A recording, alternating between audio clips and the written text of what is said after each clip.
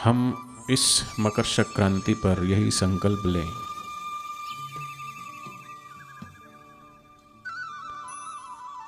कि हमारे जीवन में भी जैसे बापू जी बताते हैं वैसे सम्यक क्रांति आए।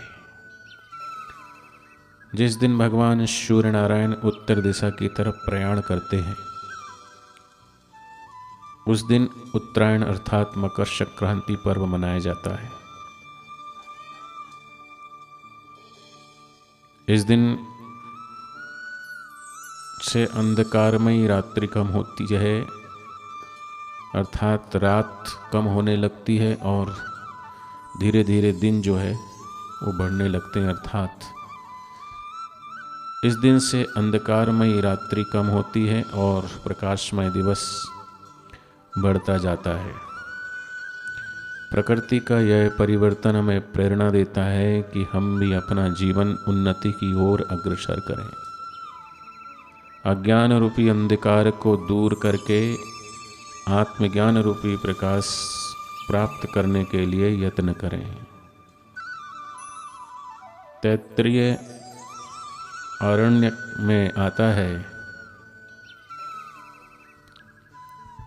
कि जगत पुनश्च चेतन युक्तम सदुपलभ्यते योसे तनुपदेशु स सर्वेषां भूतानां प्राणादायवेति।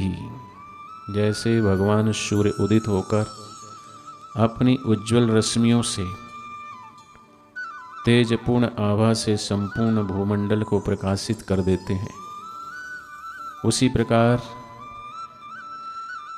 हे मानव तू स्वयं से ऊंचा उठ, उन्नत हो और सूर्य की नाई अपना आत्म तेज विकसित करो। फिर बिना किसी भेदभाव के संपूर्ण जनमानस के हताश निराश हृदय को आशा और उत्साह व आनंद के आलोक से सराबोर कर देंगे। ऋषि कहते हैं हे मानव तू सूर्य की नाई बन। सूर्य नारायण समुद्र, नदियाँ, नालियाँ, कीचड़ आदि विभिन्न जगहों से जल तो उठा लेते हैं, लेकिन समुद्र के खारेपन एवं नालों आदि के गंदेपन से स्वयं प्रभावित नहीं होते। साथ ही वे बादलों की उत्पत्ति में जीव जगत को स्फूर्ति ताजगी प्रदान करने में कारण स्वरूप होकर परोपकार के कार्यों में संलग्न रहते हैं।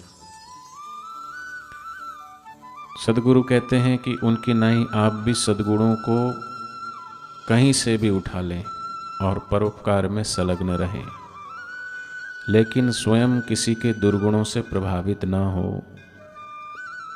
इस प्रकार आप अपना लक्ष्य ऊंचा बना लीजिए और उसे रोज दोहराइए। फिर तो प्रकृति और परमात्मा आपको पग पग पर सहयोग करेंगे और सत्प्रेरणा देंगे। गुरुदेव कहते हैं कि आप अपने लक्ष्य पर अडिग रहने की प्रतिज्ञा कीजिए और एकांत में उसे जोर से दोहराइए। जैसे मेरी इस प्रतिज्ञा को यक्ष, गंधर्व, किन्नर आदि सुने। आज से मैं गुरुदेव के भगवान के हृदय को ठेस पहुँचे ऐसा कोई काम नहीं करूँगा। ऐसा करने से आपका मनोबल बढ़ेगा।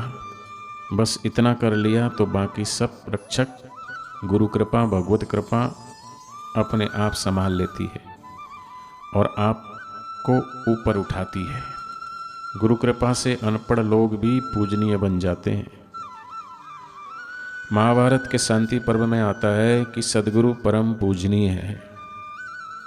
जिसने सद्गुरु को रिझा लिया उसे ब्रह्मलोक पर्यंत के तमाम ऋषियों एवं देवताओं को प्रसन्न कर लिया उसने, और स्वयं भी प्रसन्न रहता है। ब्रह्मवेता गुरु के हृदय से जो प्रसाद मिलता है उसे आप अपने हृदय में ठहराइए।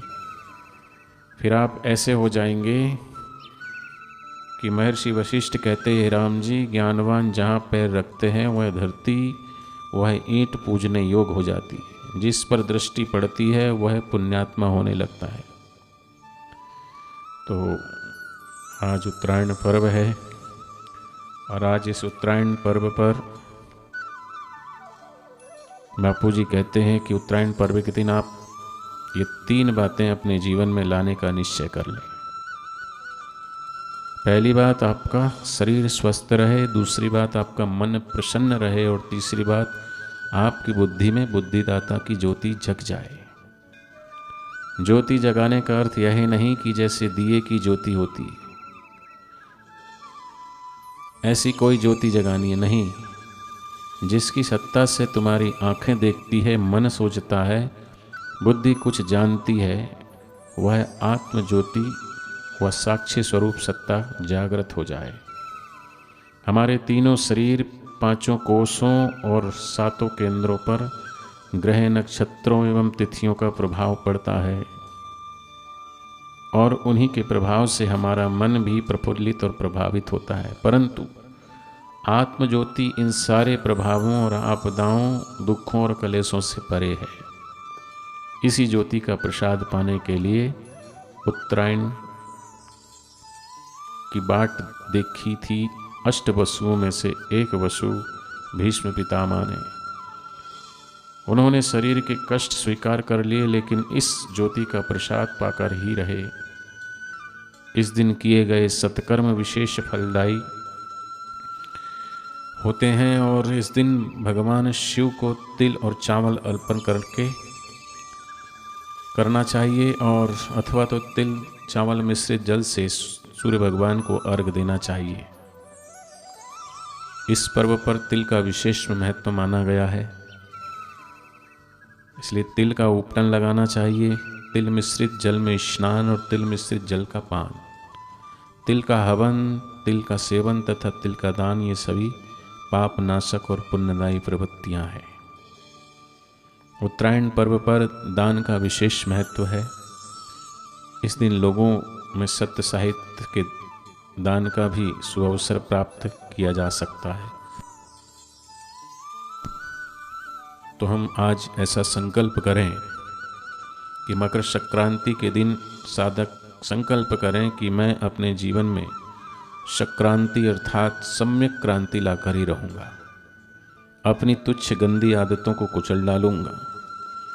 प्रतिदिन ध्यान जप प्रार्थना करूँगा, स्वाध्याय करूँगा, और अपने जीवन को अपने अहम के बल से नहीं बल्कि भगवत कृपा से महान बनाकर ही रहूँगा। ऐसा संकल्प करके आप अपने जीवन को विषय वासना की अंधकारमयी वृत्ति को कम करते जाएं तथा सेवा और प्रभु प्राप्ति की सद्भावना को बढ़ाते जाएं। शरीर मिट जाए उससे पहले अपना अज्ञान, अपनी दुष्ट चेष्टाएं मिटाते जाएं।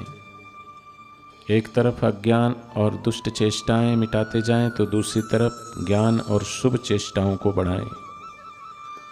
अशुभ निकालते जाएं और शुभ भरते जाएं।